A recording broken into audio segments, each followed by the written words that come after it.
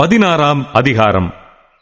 அப்பொழுது தேவாலயத்திலிருந்து உண்டான ஒரு பெருஞ்சத்தம் அந்த 7 தூதருடனே, நீங்கள் போய் தேவனுடைய கோப கலசங்களை பூமியின் மேல் ஊற்றுங்கள் என்று சொல்ல கேட்டேன். முதலாம் தூதன் போய் தன் கலசத்தில் உள்ளதை பூமியின் மேல் ஊற்றினான். உடனே மிருகத்தின் முத்திரையை தரித்தவர்களும் அதன் சொரூபத்தை வணங்குகிறவர்களும் ஆகிய மனுஷர்களுக்கு பொல்லாத கொடிய புண்ணுண்டாயிற்று. இரண்டாம் தூதன் தன் கலசத்தில் உள்ளதை சமுத்திரத்திலே ஊற்றினான். உடனே அது செத்தவனுடைய இரத்தம் போலாயிற்று. சமுத்திரத்தில் உள்ள பிராணிகள் யாவும் மாண்டு போயின. மூன்றாம் தூதன் தன் கலசத்தில் உள்ளதை ஆறுகளிலும் நீரூற்றுகளிலும் ஊற்றினான். உடனே அவைகள் இரத்தமாயின. அப்பொழுது தண்ணீர்களின் தூதன், இருக்கிறவரும் இருந்தவரும் பரிசுத்தருமாகிய தேவரீர், இப்படி நியாயம் தீர்க்க நீதி உள்ளவராயிருக்கிறீர். அவர்கள் பரிசுத்தவான்களுடைய இரத்தத்தையும் தீர்க்கதரிசிகளுடைய இரத்தத்தையும் சிந்தினபடியினால் இரத்தத்தையே அவர்களுக்கு குடிக்க கொடுத்தீர். அதற்கு பாத்திரராயிருக்கிறார்கள் என்று சொல்ல கேட்டேன். பலிபீடத்திலிருந்து வேறொருவன், ஆம், சர்வ வல்லமையுள்ள தேவனாகிய கர்த்தாவே, உம்முடைய நியாய தீர்ப்புகள் சத்தியமும் நீதியுமானவைகள் என்று சொல்ல கேட்டேன். நான்காம் தூதன் தன் கலசத்தில் உள்ளதை சூரியன் மேல் ஊற்றினான். தீயினால் மனுஷரை தகிக்கும்படி அதற்கு அதிகாரம் கொடுக்கப்பட்டது. அப்பொழுது மனுஷர்கள் மிகுந்த உஷ்ணத்தினாலே தகிக்கப்பட்டு இந்த வாதிகளை செய்ய அதிகாரமுள்ள தேவனுடைய நாமத்தை தூஷித்தார்களே அல்லாமல் அவரை மகிமைப்படுத்த மனம் திரும்பவில்லை. ஐந்தாம் தூதன் தன் கலசத்தில் உள்ளதை மிருகத்தினுடைய சிங்காசனத்தின் மேல் ஊற்றினான். அப்பொழுது அதன் ராஜ்யம் இருளடைந்தது.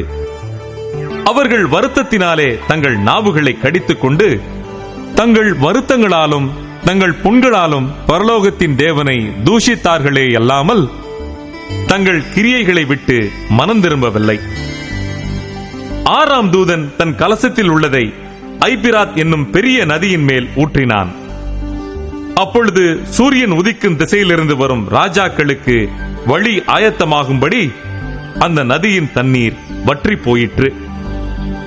அப்பொழுது வலுசர்ப்பத்தின் வாயிலும் மிருகத்தின் வாயிலும் கள்ள தீர்க்கதரிசியின் வாயிலும் இருந்து தவளைகளுக்கு ஒப்பான 3 அசுத்த ஆவிகள் புறப்பட்டு வர கண்டேன். அவைகள் அற்புதங்களை செய்கிற பிசாசுகளின் ஆவிகள். அவைகள் பூலோகமெங்கும் உள்ள ராஜாக்களை சர்வ வல்லமையுள்ள தேவனுடைய மகா நாளில் நடக்கும் யுத்தத்திற்கு கூட்டிச் சேர்க்கும்படிக்கு புறப்பட்டு போகிறது.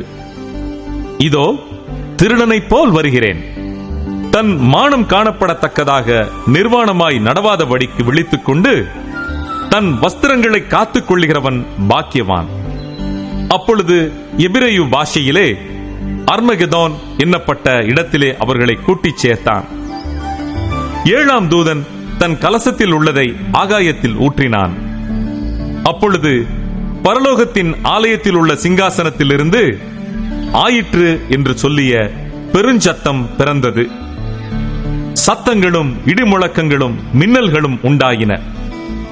பூமி மிகவும் அதிர்ந்தது. பூமியின் மேல் மனுஷர்கள் உண்டான நாள் முதற்கொண்டு அப்படிப்பட்ட பெரிய அதிர்ச்சி உண்டானதில்லை. அப்பொழுது மகா நகரம் 3 பங்காக பிரிக்கப்பட்டது. புறஜாதிகளுடைய பட்டணங்கள் விழுந்தன. மகா பாபிலோனுக்கு தேவனுடைய உக்கிரமான கோபாக்கினையாகிய மதுவுள்ள பாத்திரத்தை கொடுக்கும்படி அது அவருக்கு முன்பாக நினைப்பூட்டப்பட்டது.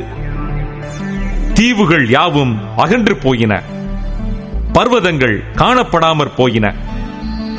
தாளந்து நிறையான பெரிய கல்மழையும் வானத்திலிருந்து மனுஷர் மேல் விழுந்தது. அந்த கல்மழையினால் உண்டான வாதையின் நிமித்தம் மனுஷர்கள் தேவனை தூஷித்தார்கள். அந்த வாதை மகா கொடிதாயிருந்தது.